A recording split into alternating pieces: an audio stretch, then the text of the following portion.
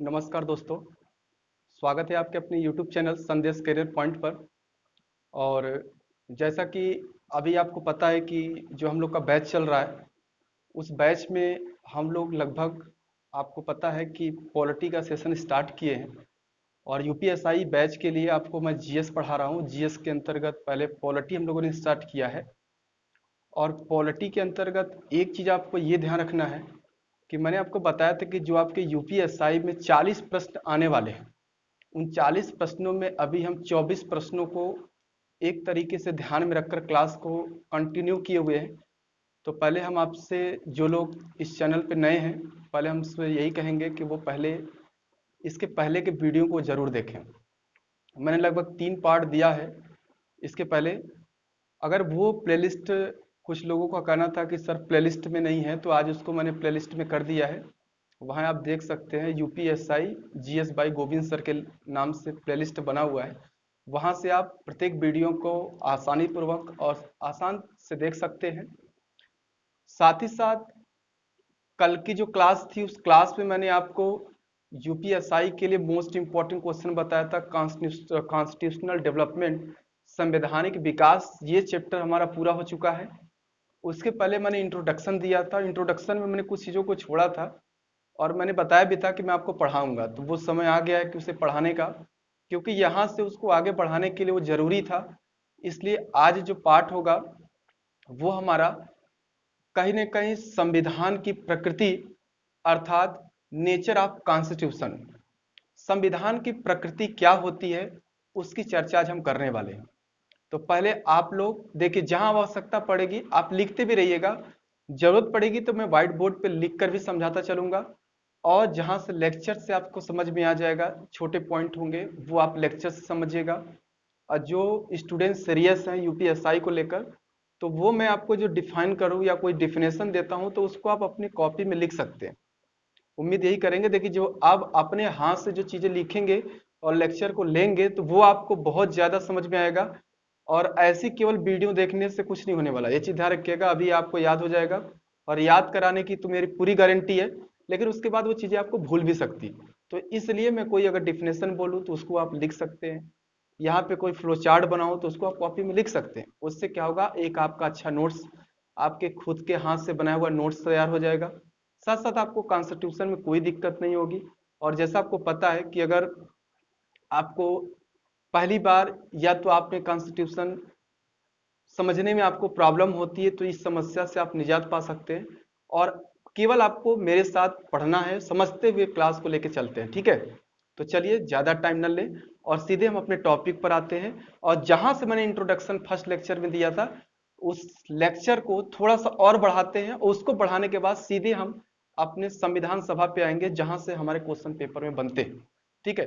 हालांकि ये भी आपका बहुत इंपॉर्टेंट टॉपिक होगा, जहां से आपका बेस काफी मजबूत हो जाएगा, आपको समझने में बड़ी आसानी होगी। और मैथमेटिकल तरीके से हम यहाँ पे कॉन्स्टिट्यूशन को पढ़ेंगे, वो आपको क्लास में देखने के बाद ही मिलेगा। तो ये चीज आपको ध्यान में रखना है, ठीक है। चलिए, तो बात करें हम संविधान की प्रकृति। संविधान की प्रकृति, नेचर ऑफ कॉन्स्टिट्यूशन।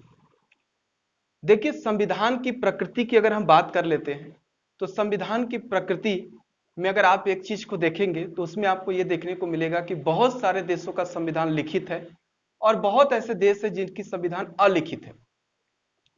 मैं आपको बता दूं, पेपर में कई बार ऐसा देखने को मिल जाता है कि कई एग्जाम्पल से क्वेश्चन पेपर में बन जाते हैं।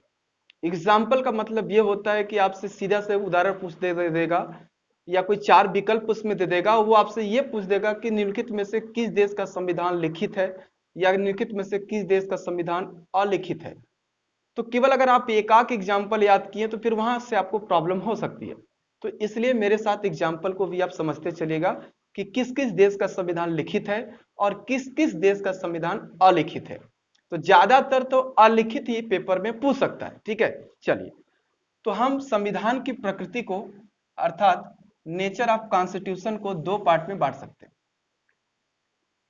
एक तो होगा लिखित संविधान,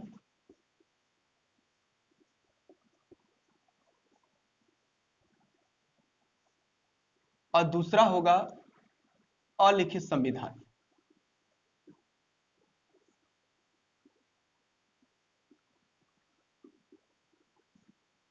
ये दो पार्ट, मतलब संविधान की प्रकृति की बात करें तो लिखित संविधान और अलिखित संविधान। लिखित संविधान किसे कहते हैं और अलिखित संविधान किसे कहते हैं, इसी को हमको समझना है। देखिए, जिस देश के संविधान के या फिर जिस देश के अधिकांश जो प्रावधान होते हैं, जो नियम और उस देश के कानून होते हैं, अगर वो किसी लिखित दस्तावेज आदि पर उल्लिखित प्राप्त होता है तो उस देश के संविधान को हम लिखित संविधान कहते हैं। ये बात आपको ध्यान रखना है, ठीक है। लिखित संविधान का मतलब क्या हुआ, आप ध्यान से सुन लीजिएगा, इसको लिख भी लीजिएगा कि जिस देश के संविधान का या जिस देश का अधिकांश प्रावधान किसी लिखित दस्तावेज आदि पर उल्लेखित प्राप्त होता है, उस देश के संविधान को लिखित संविधान कहते हैं। अब यहां से एक प्रश्न यह बनेगा, क्या सर लिखित संविधान वाले देश कौन कौन से हैं, अर्थात जिस किस किस देश के संविधान का जो संविधान है वो लिखित है। तो देखिए, जैसा आपको पता है कि लिखित संविधान भारत का भी है, उसके साथ साथ अमेरिका का भी संविधान है, बहुत ऐसे सारे देश है जिसके लिखित संविधान है। लेकिन हमारे पेपर के लिए इंपॉर्टेंट क्या है उसकी चर्चा थोड़ी करते हैं। देखिए, जो लिखित संविधान है, आपको पता है कि भारत का संविधान दुनिया का सबसे विशालतम लिखित संविधान में काउंट किया जाता है। लेकिन अगर यह प्रश्न पेपर में पूछा गया है कि लिखित संविधान का निर्माण करने वाला पहला देश कौन सा था, ध्यान दीजिएगा, लिखित संविधान का निर्माण करने वाला पहला देश था अमेरिका। और आपको पता है कि 4 जुलाई 1776 को अमेरिका आजाद हुआ और उसने 1789 में अपने संविधान का निर्माण किया। मतलब कहीं ना कहीं अगर पेपर में यह पूछ दिए कि लिखित संविधान का निर्माण करने वाला पहला देश कौन सा था, तो इसका राइट आंसर क्या होगा, अमेरिका। और अमेरिका के संविधान का निर्माण कब किया गया था, तो 1789 में। तो यहां से एग्जाम्पल, भारत का भी संविधान एक लिखित संविधान माना जाता है। इसके साथ साथ अगर हम दूसरी बात करें अलिखित संविधान, तो वही बात है, जिस देश के संविधान का अधिकांश प्रावधान अलिखित होता है, अर्थात किसी लिखित दस्तावेज आदि पर उल्लेखित प्राप्त नहीं होता है, ऐसे संविधान को अलिखित संविधान कहा जाता है। यह बात आपको ध्यान रखना है। फिर से बोल रहा हूं, सुन लो, जिस देश के संविधान का अधिकांश प्रावधान अलिखित होता है, अर्थात किसी लिखित दस्तावेज आदि पर उल्लेखित प्राप्त नहीं होता है, ऐसे संविधान को अलिखित संविधान कहते हैं। अगर अलिखित संविधान में अगर हम देखें तो जैसा आप जानते हैं, एक तो आप ब्रिटेन का संविधान ले सकते हैं, दूसरी बात कर लें तो कनाडा का संविधान ले सकते हैं, इसके आगे अगर देखें तो इजराइल है, इसकी अगर आप बात आगे करें तो सऊदी अरब।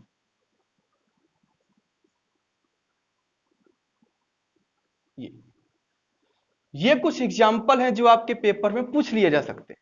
तो याद रखिएगा, ये 4 ऐसे देश हैं जिस देश के संविधान अलिखित माना जाता है।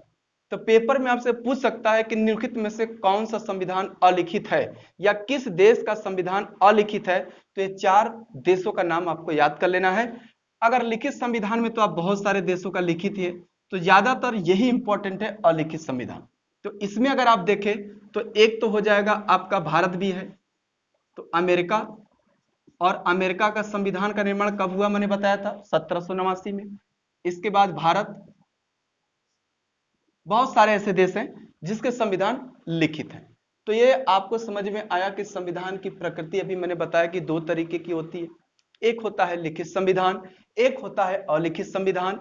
लिखित संविधान का मतलब क्या होता है, तो जिस देश के संविधान के अधिकांश प्रावधान किसी दस्तावेज पत्र पर उल्लिखित होते हैं या किसी दस्तावेज पत्र आदि पर उल्लेखित प्राप्त होता है, ऐसे संविधान को हम लिखित संविधान कहते हैं। और जिस देश के संविधान के अधिकांश प्रावधान किसी लिखित दस्तावेज आदि पर उल्लेखित प्राप्त नहीं होता है, ऐसे संविधान को हम अलिखित संविधान कहते हैं, जिसके अंतर्गत ब्रिटेन, कनाडा, इजराइल और सऊदी अरब का संविधान आता है। समझ में आया आपको, ये टॉपिक समझ में आ गया होगा। चलिए, संविधान की 2 अन्य प्रकृतियां भी होती हैं, ये आपको ध्यान रखना है। कितनी प्रकृतियां, 2। अब देखिए दो प्रकृतियां और कौन कौन से हैं यहां से। अगर दो अन्य प्रकृतियों की बात करें तो एक है आपका लचीला संविधान, एक हो जाएगा लचीला संविधान, और दूसरा जो है वह है आपका कठोर संविधान।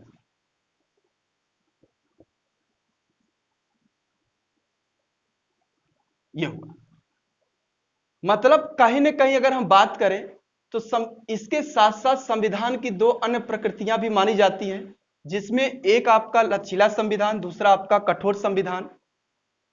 अब यहां से हमको यह समझना है कि लचीला संविधान किसे कहते हैं और कठोर संविधान किसे कहते हैं।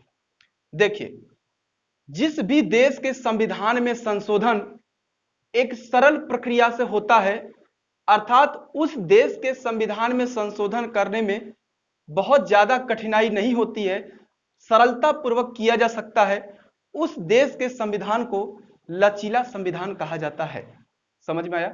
मतलब कहीं ना कहीं जिस देश के संविधान में संशोधन एक सरल प्रक्रिया से होता है उस संविधान को लचीला संविधान, और जिस संविधान में संशोधन करना कठिन हो या जटिलता आती हो ऐसे संविधान को हम क्या बोलते हैं? कठोर संविधान।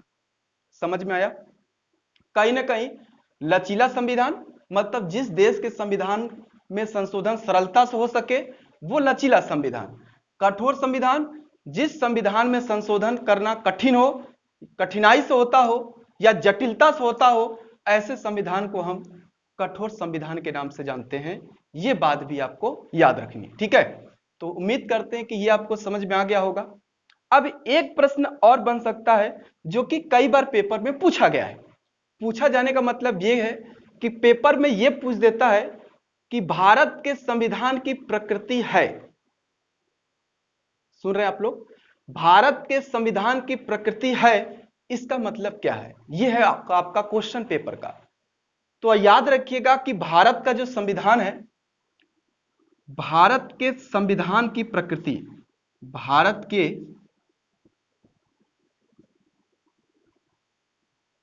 संविधान की प्रकृति मतलब भारत का संविधान कैसा है। अब इस क्वेश्चन की बात करें तो देखिए, भारत का संविधान जो है वह अंशतः कठोर और अंशतः लचीला है। कह सकते हैं भारत का संविधान अंशतः कठोर और अंशतः क्या है? लचीला है। यह है आपके प्रश्न का उत्तर, जो कि यहां से कई बार पेपर में पूछा जा चुका है।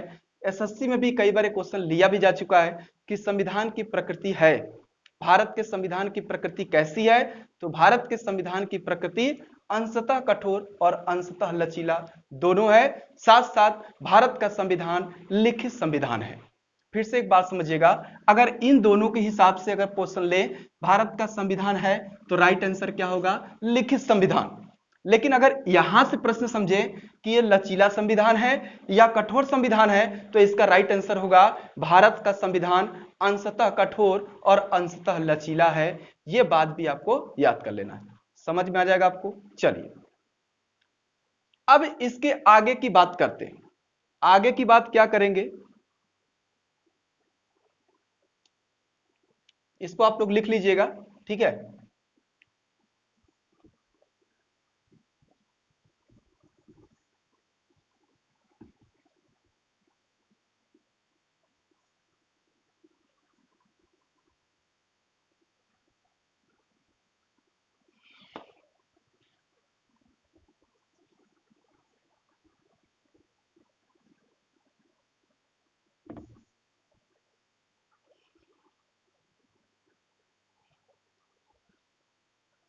देखिए, अगर इसके आगे की बात करें तो अभी मैंने आपको बता दिया कि भारत का संविधान कैसा संविधान है, और इसके बाद अगर समझिएगा कि हल्का कठोर और हल्का लचीला है तो इसका मतलब यह है कि भारत के संविधान में संशोधन की बात समझ में आनी चाहिए आपको।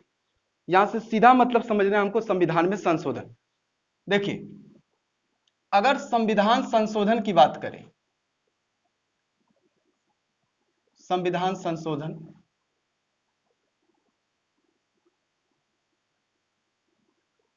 तो आपको पता है कि संविधान में संशोधन जो होता है वो किस अनुच्छेद के तहत? 368। ये भी कई बार पेपर में पूछा जा चुका है, ये बात भी आपको ध्यान रखना है। मतलब संविधान में संशोधन किस अनुच्छेद के तहत होता है? 368 के तहत। संविधान संशोधन कहां से लिया गया है, किस देश से? तो ये दक्षिण अफ्रीका से।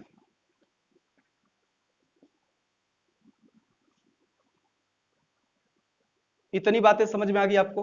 अब देखिए, संविधान में संशोधन अर्थात भारत के संविधान में जब भी संशोधन किया जाता है कुछ बातों का ध्यान रखा जाता है। वो क्या है तो ये ध्यान रखिएगा। भारत के संविधान में संशोधन 3 तरीके से होता है। क्या क्या है? एक है आपकी सरल प्रक्रिया,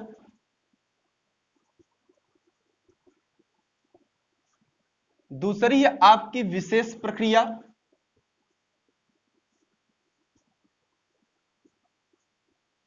और तीसरी आपकी विशिष्ट प्रक्रिया।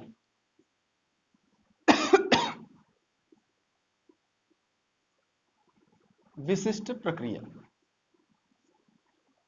मतलब ये भारत के संविधान में संशोधन 3 तरीके से होते हैं। अब देखिए, सरल प्रक्रिया में क्या होता है इसको समझिए।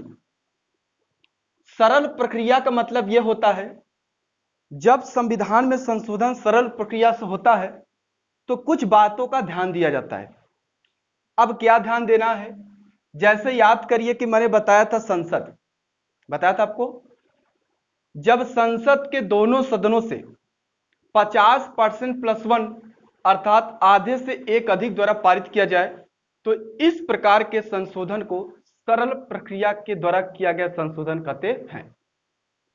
जब संविधान में संशोधन सरल प्रक्रिया से होता है तो उस स्थिति में संसद के दोनों सदनों से अगर वो 50% + 1 का मतलब होता है साधारण बहुमत से अगर पारित हो जाता है तो उसे हम क्या बोलते हैं?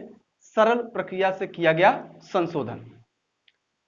अब यहां से आपको यह समझना है कि यह सरल प्रक्रिया से जो संशोधन हुआ तो ये तो आपको यहां क्लियर हो गया कि सरल प्रक्रिया से अगर संशोधन होता है तो उसकी प्रक्रिया क्या होती है, उसके लिए करना क्या पड़ता है।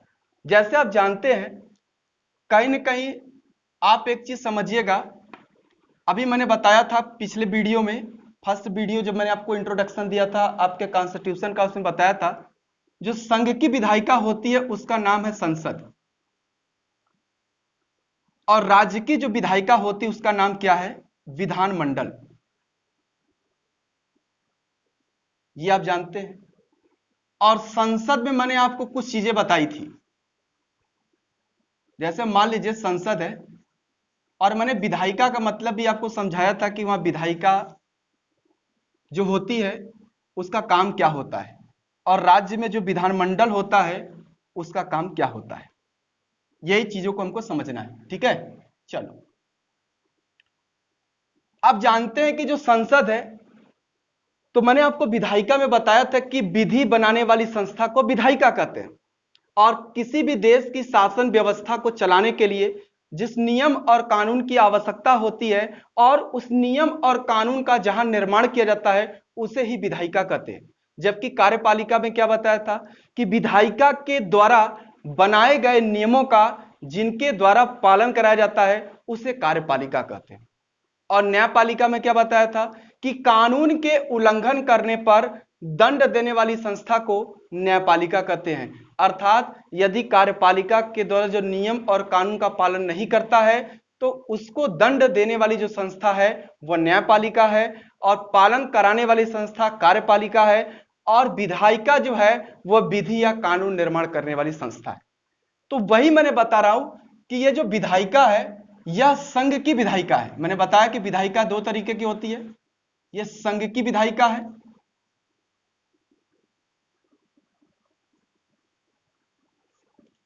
और विधानमंडल क्या है? राज्य की विधायिका।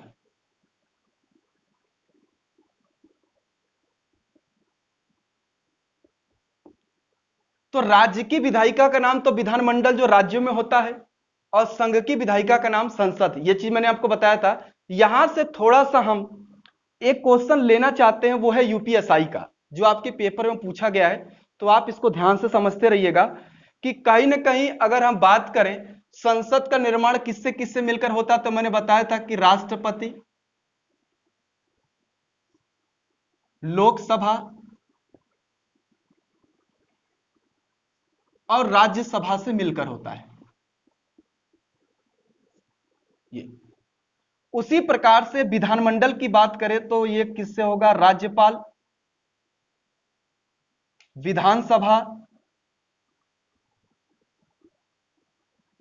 और विधान परिषद से मिलकर होगा। ये बताया था आपको। लेकिन हर राज्य में विधान परिषद हो ऐसा जरूरी नहीं है। तो अगर आपके पेपर में यह पूछे, देखिए किसी भी राज्य में विधान परिषद है तो वह राज्य की विधायिका 2 सदनी है। आपसे अगर ये ऐसा क्वेश्चन जो यूपीएससी में पूछा गया था, यदि राज्य की विधायिका द्विसदनात्मक हो ऐसे, तो अगर राज्य की विधायिका द्विसदनात्मक है तो उस राज्य विधानमंडल का जो निर्माण होता है वह राज्यपाल, विधानसभा और विधान परिषद से मिलकर होता है। यदि राज्य की विधायिका एक सदनात्मक है तो उस राज्य विधानमंडल का जो निर्माण होगा वह राज्यपाल और विधानसभा से मिलकर होगा। मतलब उसमें विधान परिषद को हम शामिल नहीं करेंगे। और यह याद रखिएगा किसी राज्य में ऐसा नहीं होता कि उस राज्य में विधानसभा न हो, विधान परिषद हो। क्यों? क्योंकि विधान परिषद का जो गठन होता है उस राज्य के विधानसभा के सदस्यों के द्वारा ही कराया जाता है। यह आपको याद रखना है। मतलब ऐसा कभी नहीं हो सकता कि उस राज्य में विधानसभा है और विधान परिषद नहीं है। यह हो सकता है, लेकिन ऐसा नहीं हो सकता कि उस राज्य में विधानसभा ना हो, विधान परिषद हो। समझ में आया? तो देखिए हमारे देश में 2 तरीके की विधायिका हो गई। एक विधायिका है जो संघ की, और याद रखिएगा दिल्ली में ही लोकसभा है और दिल्ली में ही राज्यसभा है। और राज्यों में अगर हम बात करें तो जैसे उत्तर प्रदेश के अगर आप निवासी हैं तो उत्तर प्रदेश में विधानसभा भी है, विधान परिषद भी है। कई बार एक क्वेश्चन पेपर में आगे पूछ लिया गया है कि कहीं न कहीं निम्नलिखित में से किस राज्य की विधायिका एक सदनात्मक है। तो मतलब यहां से आपको यह प्रश्न मिलेगा कि पहले तो आपको यह मालूम होना चाहिए कौन कौन सी राज्य की विधायिका है जहां की विधायिका 2 सदनी है। 2 सदनी का मतलब है उस राज्य में विधानसभा और विधान परिषद दोनों है। तो अगर उसकी बात करेंगे तो आगे हम इसको डिटेल से पढ़ेंगे तो वहां पे इसकी चर्चा करेंगे। लेकिन मैं थोड़ा सा आपको यह समझाना चाहता हूं कि हमें संविधान संशोधन समझ में आ जाए। ठीक है, अब देखिए जैसे राज्यसभा लिखा है तो राज्यसभा का मतलब आप यह मत समझिएगा कि यह राज्यसभा है तो राज्य में होगा, ऐसा कुछ नहीं है। यह राज्यसभा है जो दिल्ली में स्थित है और राज्यसभा के सदस्यों को जो वोटिंग करता है या राज्यसभा के सदस्यों का जो चुनाव होता है वह जनता के द्वारा अप्रत्यक्ष रूप से होता है। उसमें विधानसभा के मेंबर ही राज्यसभा को चुनते हैं और जबकि विधानसभा के मेंबर को जनता के द्वारा प्रत्यक्ष रूप से चुना जाता है। अब देखिए यहां से कुछ चीजों को समझते हैं। जैसे अगर हम बात करें, आप राष्ट्रपति को जानते हैं, तो राष्ट्रपति जो बनने की न्यूनतम आयु होती है, देखिए कोई भी जो पॉलिटिशियन होता है उसकी अधिकतम आयु निर्धारित नहीं है हमारे संविधान में। मतलब उसकी अधिकतम आयु रिटायरमेंट के लिए निर्धारित नहीं है, बस केवल क्या है, न्यूनतम आयु निर्धारित है। तो कई छोटे एग्जामों में से क्वेश्चन आ जाते हैं कि न्यूनतम आयु क्या होती है, राष्ट्रपति बनने की न्यूनतम आयु, उपराष्ट्रपति बनने की न्यूनतम आयु। तो ऐसे करके क्वेश्चन जो आते हैं उसी का सॉल्यूशन मैं अभी आपको करा रहा हूं। ठीक है, देखिए तो राष्ट्रपति बनने की जो न्यूनतम आयु होती है वो होती है 35 वर्ष। अब देखो जैसे समझो, जो काम केंद्र में राष्ट्रपति का होता है वही काम राज्य में राज्यपाल का होता है। जैसे आप भारत का प्रथम नागरिक राष्ट्रपति को कहते हैं, वैसे राज्य में प्रथम नागरिक कौन होता है, राज्यपाल को कहते हैं। तो सीधा काम करते हैं कि राष्ट्रपति की तुलना कर लेते हैं राज्यपाल से और लोकसभा की तुलना कर लेते हैं विधानसभा से और राज्यसभा की तुलना कर लेते हैं विधान परिषद से। कॉन्सेप्ट पूरा यहां से क्लियर कर लेते हैं। समझ में आया? देखो राष्ट्रपति बनने की न्यूनतम आयु कितनी होती है? 35 वर्ष। तो उसी प्रकार से राज्यपाल बनने की न्यूनतम आयु कितनी होती है? 35 वर्ष होती है। अब यहां से समझिएगा, लोकसभा मेंबर बनने की न्यूनतम आयु कितनी होती है? 25 वर्ष। और राज्य में विधानसभा मेंबर बनने की न्यूनतम आयु 25 वर्ष। मतलब जैसे जैसे लोकसभा को समझेंगे वैसे वैसे विधानसभा को, जैसे जैसे राष्ट्रपति को वैसे वैसे राज्यपाल को। अब देखिए आगे, राज्यसभा सदस्य बनने की न्यूनतम आयु 30 वर्ष और विधान परिषद के सदस्य बनने की न्यूनतम आयु 30 वर्ष। समझ में आया? ये यहां तक। अब देखिए, राष्ट्रपति का कार्यकाल कितना होता है? 5 वर्ष। परंतु 5 वर्ष पूर्व उसे महाभियोग के जरिए उसे हटाया भी जा सकता है। उसी प्रकार से राज्यपाल का कार्यकाल कितना होता है? 5 वर्ष। लेकिन राज्यपाल राष्ट्रपति के प्रसाद पर्यंत अपने पद पर कार्य करता है। प्रसाद पर्यंत का मतलब होता है कि राष्ट्रपति जब तक चाहे राज्यपाल कार्य कर सकता है, नहीं तो राज्यपाल को उसे हटाया भी जा सकता है। तो यह 5 वर्ष हो गया। लोकसभा का कार्यकाल कितना होता है? 5 वर्ष। लेकिन 5 वर्ष पहले भी लोकसभा को क्या किया जा सकता है? भंग किया जा सकता है। वैसे विधानसभा का कार्यकाल कितना होगा? 5 वर्ष। तो 5 वर्ष इसका कार्यकाल होता है, लेकिन विधानसभा को भी 5 वर्ष पहले भंग किया जा सकता है। राज्यसभा का कार्यकाल कितना होता है? 6 वर्ष। तो ध्यान रखिएगा, राज्यसभा का कार्यकाल 6 वर्ष नहीं होता है, राज्यसभा के एक सदस्य का कार्यकाल 6 वर्ष होता है। उसी प्रकार से विधान परिषद के एक सदस्य का कार्यकाल कितना होगा? 6 वर्ष। तो यहां से आपको ये चीजें समझ में आ गई होंगी। देखिए बहुत ही आसान है, आपको मैं बहुत ही आसान मेथड से राज्य की विधायिका और संघ की विधायिका दोनों साथ साथ समझा रहा हूं, तब जाके आपको संविधान संशोधन समझ में आ जाएगा। समझ में आया? चलिए, तो ये आपका समझ में आ गया इतना। तो अब हमको ये समझना है कि कहीं ना कहीं राष्ट्रपति जो है, मान लो यहां से अगर हम देखें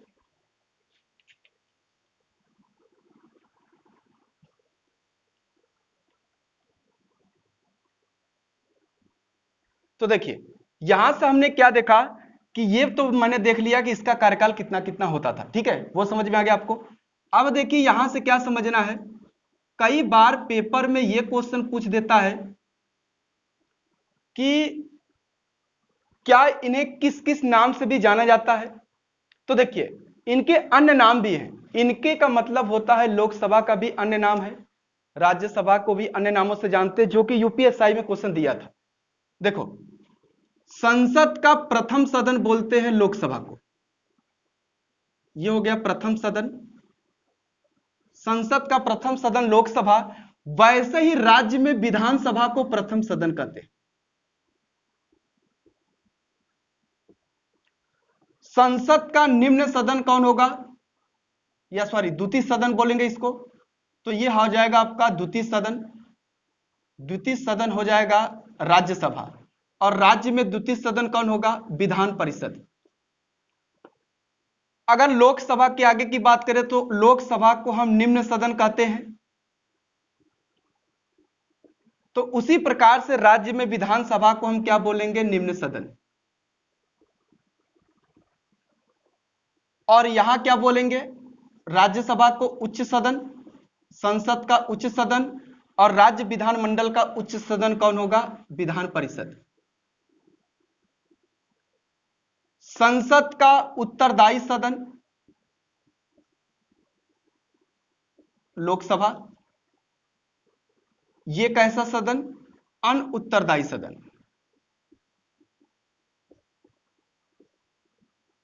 तो यहां भी क्या होगा? विधानसभा उत्तरदायी सदन, और विधान परिषद क्या होगा? अनउत्तरदायी सदन। उसी प्रकार से लोकसभा को अस्थायी सदन। क्यों? क्योंकि लोकसभा 5 साल पहले भी भंग हो सकती है या कभी भी भंग हो सकती है। ये लोक राज्यसभा भंग नहीं होती, इसलिए हम इसको बोलते हैं अस्थायी सदन। और इसी प्रकार से ये हो जाएगा आपका राज्य में विधानसभा कैसा सदन? तो ये अस्थाई सदन, और विधान परिषद कैसा होगा? अस्थाई सदन। देखिए यहां से आपके कई प्रश्न सॉल्व होंगे, यूपीएसआई का भी प्रश्न होगा, यूपी पुलिस के भी प्रश्न होंगे, जिसके हम डिस्कस करने वाले हैं। देखिए पहले तो यही प्रश्न पूछा गया था आपके यूपीएसआई में, निम्नलिखित में से कौन सा सदन या निम्नलिखित में से किस सदन को वरिष्ठ सदन के नाम से जानते हैं? तो वरिष्ठ सदन या उच्च सदन, यह होता है आपका कौन सा सदन? राज्यसभा। निम्नलिखित में से जनता का सदन किसे कहते हैं? लोकसभा। जनता का सदन विधानसभा भी होगा, क्योंकि जनता के द्वारा इनका चुनाव प्रत्यक्ष होता है।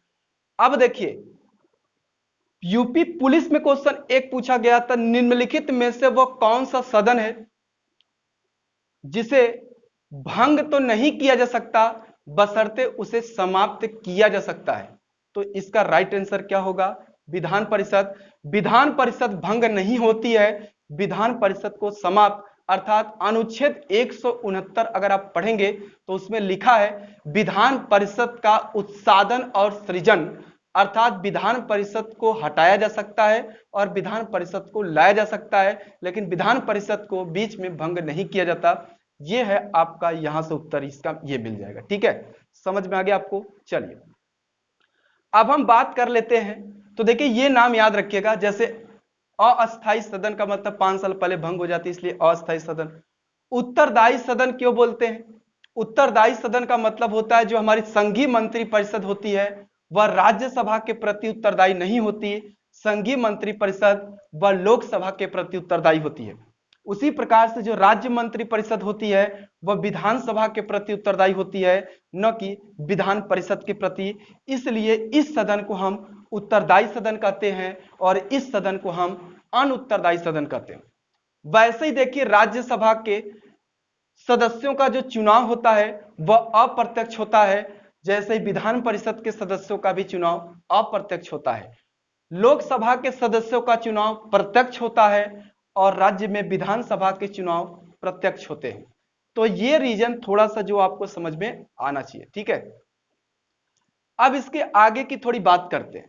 अब यहां से हम संविधान संशोधन को समझेंगे। देखिए हमने बताया जब संविधान में संशोधन सरल प्रक्रिया से होता है तो संसद के दोनों सदनों के 50% +1 से पारित होना चाहिए।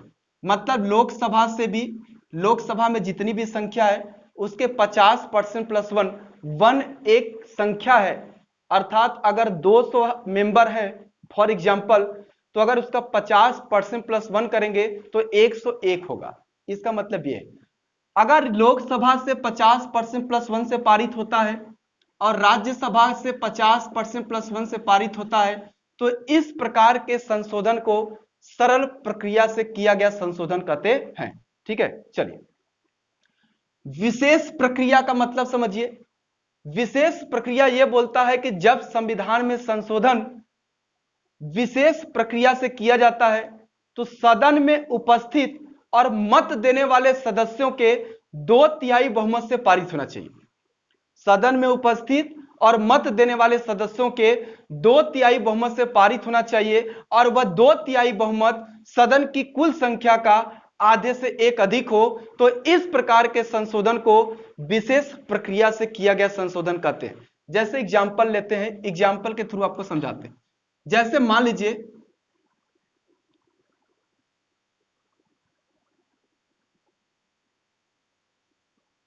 436 लोकसभा में मेंबर हैं, सदन में उपस्थित हैं। अगर 436 हैं तो हमने बताया कि सदन में उपस्थित और मत देने वाले सदस्यों के 2/3 बहुमत से पारित। अब इसको 2/3 करिए, 3 एकम 3, 3 चौक 12, 3 से कटेगा नहीं, दूसरा ले लेते हैं, 4 3 7 5, 435 ले लेते, हो जाएगा। 3 एकम 3, 3 चौक 12 और एक जाएगा तो 3 पचे 15, इसको करेंगे तो 290 आ जाएगा। अब यहां से समझो लोकसभा की टोटल संख्या कितनी है, तो मान लो अभी वर्तमान में 545। अब यहां से हमको समझना है ये प्रोसेस। हम कह रहे हैं कि जब विशेष प्रक्रिया से संशोधन होगा तो क्या होगा, सदन में उपस्थित 435, सदन में उपस्थित 2/3 बहुमत से पारित, और यह 2/3 बहुमत, 2/3 कितना है 290, 2/3 बहुमत सदन की कुल संख्या का, कुल संख्या कितनी 545 में आप 2 से भाग दीजिए, कुल संख्या का आधे से एक अधिक हो, इसका मतलब लगभग 273 आना चाहिए। ठीक है, लेकिन यह है कितना 290। तो इस प्रकार से संशोधन किया जा सकता है। तो इस प्रकार के संशोधन को विशेष प्रक्रिया से किया गया संशोधन कहते हैं। यह बात भी आपको याद रखना है। ठीक है, फिर से बताते हैं, सदन में उपस्थित मत देने वाले सदस्यों के 2/3 बहुमत से पारित, और यह 2/3 बहुमत सदन की कुल संख्या का आधे से एक अधिक हो, तो इस प्रकार के संशोधन को विशेष प्रक्रिया से किया गया संशोधन कहते हैं। यह आपका कौन सा प्रक्रिया हो गया, विशेष प्रक्रिया। अब तीसरे और लास्ट की बात करते हैं, विशिष्ट प्रक्रिया। विशेष प्रक्रिया के पारित होने के पश्चात आधे से एक अधिक विधानमंडलों के द्वारा यदि पारित कर दिया जाता है, तो इस प्रकार के संशोधन को विशिष्ट प्रक्रिया के द्वारा किया गया संशोधन कहते हैं। अब आपके मन में यह प्रश्न बनेगा कि ये एक्चुअल में आधे से एक अधिक विधानमंडल क्या है। जैसे आप जानते हैं कि वर्तमान में हमारे देश में 28 राज्य हैं और 9 केंद्र शासित प्रदेश हैं, लेकिन कहां कहां विधानमंडल है यह बात भी आपको याद रखना है। तो जैसे देखिए, दिल्ली में विधानमंडल है तो 28 से 29 हो गया। इसके बाद पांडिचेरी में देखिए विधानमंडल है, 30 हो गया। और उसके बाद एक आपका जम्मू एंड कश्मीर में विधानमंडल है, तो वहां पे कितना हो गया 31। अगर 31 है राज्यों में, अगर 31 राज्य में विधानमंडल है, केंद्र शासित प्रदेश भी है, तो जहां भी केंद्र शासित प्रदेश हो या पूर्ण राज्य वाला राज्य हो, अगर पूरे 31 हैं तो 31 का आधे से एक अधिक आप करेंगे तो कितना होगा 16 के द्वारा कम से कम पारित। मतलब विशेष प्रक्रिया के बाद यदि आधे से एक अधिक विधानमंडल इसे पारित कर दे, तो इस प्रकार के संशोधन को विशिष्ट प्रक्रिया के द्वारा किया गया संशोधन कहते हैं। समझ में आ गया आपको।